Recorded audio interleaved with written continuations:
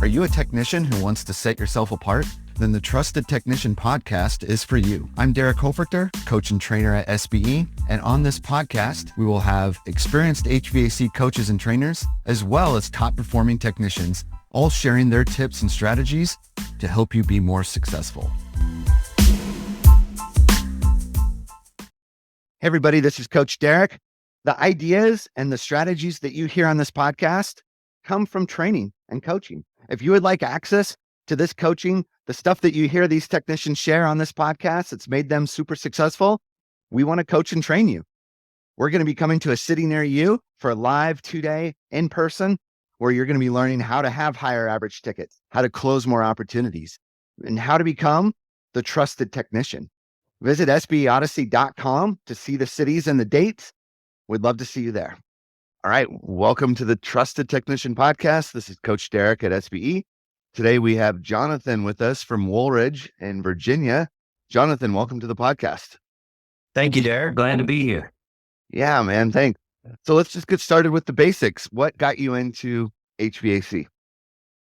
Let's see, somewhere around 29 years ago, I was floating around, had finished high school, was doing various things, trying to figure out what I wanted to do. My brother already worked here at Wooldridge, and he called me up one day and said, "Get your butt over here. We need some help." And it wasn't help with HVAC. We were actually building vans and putting custom oak shelving in them, which Lester loved woodworking. So I came and spent the first 2 weeks with Lester building vans.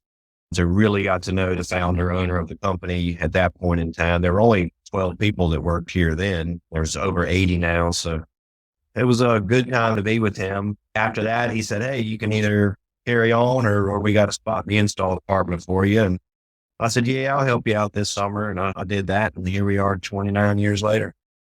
Okay. So right after van work and all that, right into running calls, or did you do some install, Oh, sorry. I was in the install department for 11 years. So I went into an install van as an apprentice, worked with one of our electricians who's still here. He's been here 36 years. And worked that whole summer under that guy, learning it, took over my own truck after about 6-7 months. Did that for 11 years before I moved into service. Okay. So what do you like about being a service technician? Just the pace. I like moving from call to call. After about an hour, I'm going to get bored pretty easily, especially with the weather like it is now, tune-up season. And I know y'all used to talk about this, but it's hard to stay consciously competent. You get unconsciously competent and you just kind of move through your motions and you do your thing. And when you do that, you miss opportunities. So you have to really focus to stay consciously competent with your actions. Yeah, no, for sure. So, Jonathan, something interesting, so you do really well, you're in our top ranking. You do usually around 1.5 million a year. Last year, your numbers had a little bit of a drop. You did 1.16, but you didn't work the summer at all. Is that right? Yeah, that was a rough season there. Didn't work the summer, missed May, June, July, and then came back at a training capacity in August, just riding with some of the other guys, trying to help with their numbers and see where some improvement could be made. Yeah, and then went back in late August, early September, started again. Yeah. So a lot of HVAC technicians, I would say kind of like the norm around the US, is they do somewhere around 70 to 75% of their revenue during the summer. So how did you do over 1 million without working a summer? It's the same as working the summer, except you're not working as many calls. It's really just being confident, consciously competent, going in, talking to the customer, giving them their choices. And if you lay out the choices appropriately, and first and foremost, keep your technician card, don't get the happy ears and step into that sales hat. And give them the options. Hey, I can do this for you. I can do this for you. I can do this for you. Like we always say, they've probably thought about this day at some point previously, and they kind of know what's going on. So I never even mention the system option.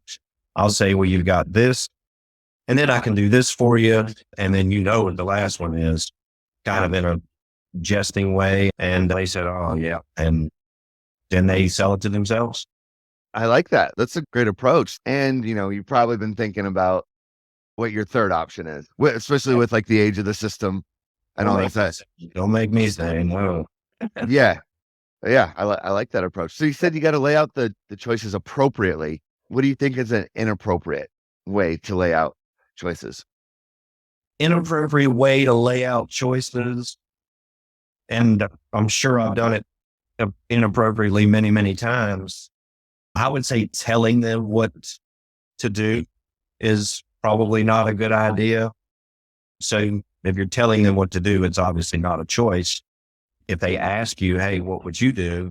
Say, well, I'm in a weird position. It's a tough question for me to ask, but I know what I would suggest my mother, my sister, my brother to do. Yeah. So just make it a choice. And, this is kind of a roundabout cost for this one. This is a roundabout cost for this one. And then they will likely ask for your opinion. They are inviting you into their home as a trusted technician. So if you want to maintain that trust, just make sure it's a choice and then let them come to you for advice. Let's do a little scenario here. Let's say the system is, I don't know, not that old, 10 years old, and it's the capacitor. That's the reason why you were there. Something that's going to happen a lot this summer, right? Very common scenario. It was the capacitor. And the most common approach the technicians do is they find it, they come in, they say, homeowner, it's your capacitor. Here's what you need to do, right? That's you're saying like the inappropriate choice, right? It was the capacitor. You need to do this. So how are you going to handle this scenario to give them appropriate choices? With the capacitor, that's a tough example. Capacitors, in my mind, other than they have gotten very expensive, that's a tough one. That's one where you really have an opportunity to earn the customer's trust and be that guy that comes in, save the day. Every technician wants to be the hero. So with that capacitor, you want to go to them with great news. Hey, it's just a capacitor. Here it is. So you almost at that point, this is absolutely what you should do is replace this capacitor. I'm going to check a couple other things after I replace it. And there could be more there, like low freon or bad blower. A capacitor is typically a symptom, not a, unless it's a thunderstorm, electrical surge, things like that. But that's hero time. That's when you're winning that customer. And that's a shining star in your pipeline for the future. I love that. I think that's really great advice for technicians listening on there of turning into, hey, good news. It's just this. But I'm going to keep looking. Yeah. You have to. 50% of the time, it's not just the capacitor. Right. I really like that. That's a good little nugget there of kind of switching the narrative around, right? Because it's bad news that you're there at their house just to begin with, right? No one wanted to see you that day, and to switch it into good news. When did you start making that sort of idea of finding good news? Especially with newer customers, if I haven't been there, they're new to our company, it just feels better. That's what we as technicians want. We want to go in and save the day. We want to give them the discount. We're there to help people. We're there with a serving heart to do these things. And, sometimes it almost hurts us to charge the money that we charge, but we have to do it. Know your value, but making it good news gives you that feeling. And, then you can worry about how much it is to do it because you feel so good about having helped them that day. Yeah. So last year, like we were talking about, you did over $1 million without a demand season, basically. So you did that running maintenance calls and running tune-ups. This year, you're going to get a demand season, right? Or yes, bring it. All right. Do you change up your approach at all out of demand season versus during demand season, or do you run calls pretty much the same? I like to think that I run them pretty much the same, but I'm a very fast paced. And I think the people in the office here will agree, even in our slow season where you should be really slowing down, taking your time, not making them call and get you that next call. I just go do the work and I'm ready to move on to the next one. So I think I feel the same way during the high season, but we all had that mindset where, oh my gosh, this is going to be a long day. If I don't rush through this, I got to go. So that's when it comes into being consciously competent again and not just trying to roll through the calls and throw that capacitor in without at least checking the temperature split or looking over a blower capacitor inside that might be causing extra strain on the refrigeration system. Yeah, you got to just dig in a little bit and try to keep patience and trust that the people in the office are going to spread the calls out enough where everybody can get to see their family in the evening and go home safely as well. Yeah. I like that you're referencing the unconsciously competent and, consciously, and because that implies that, there needs to be intention behind things, right? Mentally, you need to be engaged, but also at the same time, we talk a lot about a process, which is kind of forming a habit, right? And so habits are good, habits are bad. That's kind of a neutral word. The habit either helps you or it hurts you. So where's your line then of these are my habits, this is my process, but these are the things that I do to stay intentional with what I do. The intention definitely comes with sitting down in front of the equipment. I think generally speaking, I think I have confidence that not a lot of customers really follow me to the equipment. There's a few who want to go and hang out. So that's actually quite a relief for me.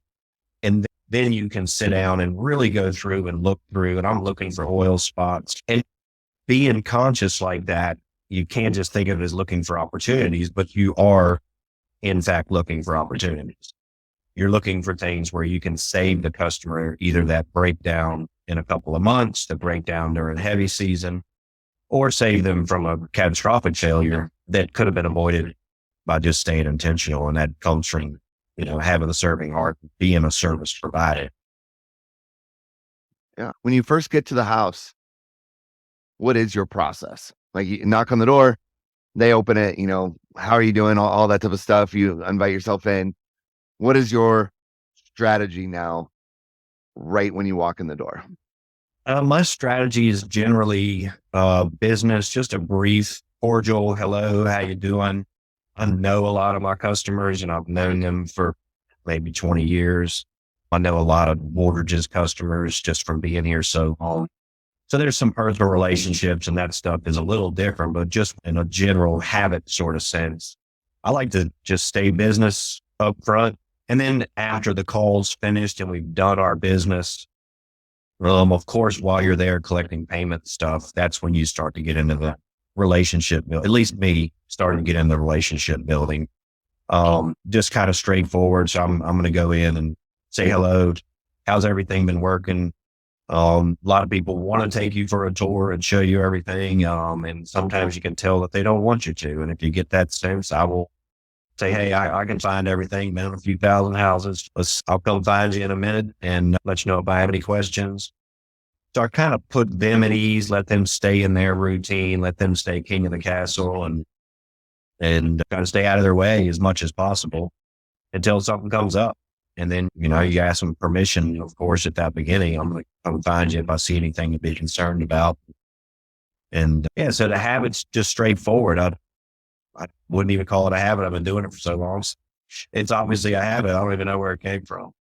Yes, that business approach, at the beginning, and then a little bit more relationship towards the end. Is that just more your personality, or is that actually something that a strategy or decision that you made to help you be better at being an tech? Where did that come from? I think it's my personality. I think 90% my personality. I certainly do the upfront contract to some degree, and it's a great process. And I've taught it to technicians. And when you're first getting started, you have to do that. You have to do that to learn how to be there and figure out what the customer is thinking. And that, yes, definitely my personality. When you're referring to the upfront contract, right? It's that idea of setting an agenda, right? Getting a time commitment, finding out what the pains and concerns are, and then, basically getting permission of how the whole house is going to work, right? Is that when you're starting out, why is it so much more important, you think, when someone is starting out as a tech, that they really nail that? Because the customer will, one, allude to their pains and concerns, and then you can make sure that you earn their trust by addressing those, whether it's even just addressing them verbally. And a lot of them are just a lot of them are just verbal. I just need you to know that this is a concern of mine, and I'm going to keep an eye on that for you and take care of things. And, unless you know the customer already, you got to find those things out. I hate changing my filter. It's up here and doing this. Well, let me see if I can find another way to do that and make it a little bit easier for you. And I have a couple of customers who like to just put it in their phone calendar. That's the easiest way. And some of my customers also like to do their filter every time they get their electric bill. It's just a reminder. Just give them little tips and tell the stories of all the hundreds or tens or thousands of times you've had other customers give you tips and tricks to help them out. So you like to utilize third-party stories. Absolutely. Their stories are great, especially if there's one in the neighborhood. And typically there's one right down the street.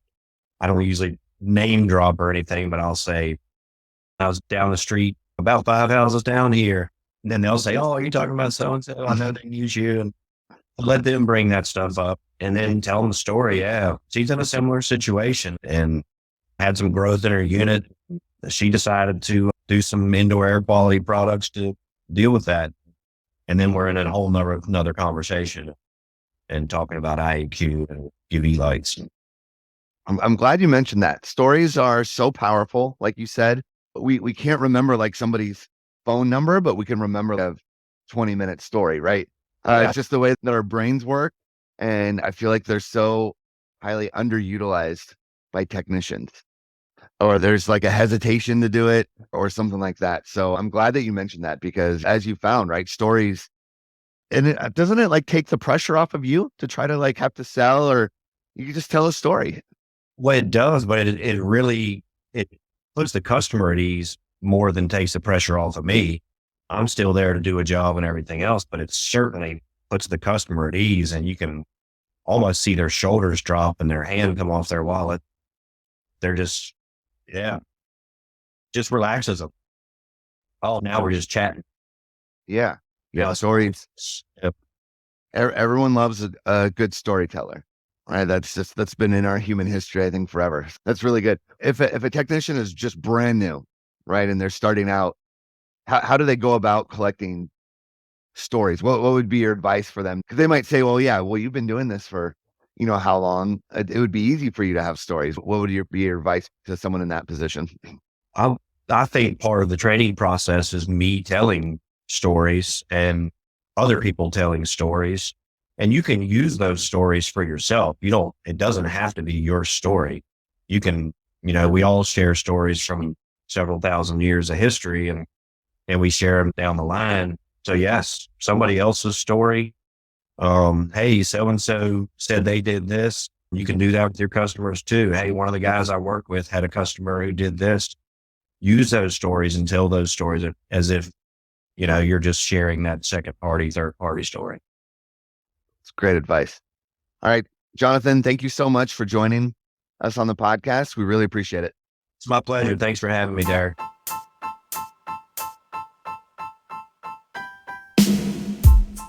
Are you a technician who wants to set yourself apart?